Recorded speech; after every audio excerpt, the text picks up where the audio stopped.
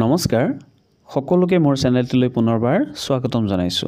আজি আপোনালোকৰ বাবে লৈ আহিছো দুফাকি যোজনা পত্তন্তৰ।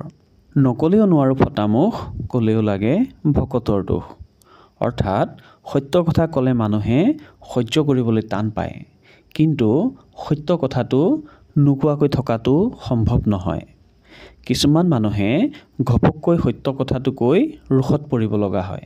তেনে ক্ষেত্ৰতে কোৱা হয় নকলেও নোৱাৰো ফটামুখ, কলেও লাগে ভকতৰ দুখ।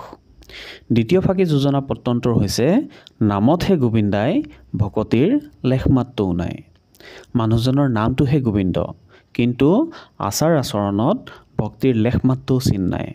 অৰ্থাৎ এই যোজনা পত্তন্তৰ ফাকিৰ জৰিয়তে বুজাব খুজিছে যে বাহ্যিক আচৰণ চাই মানুহক চিনাটো সম্ভৱপৰ নহয়।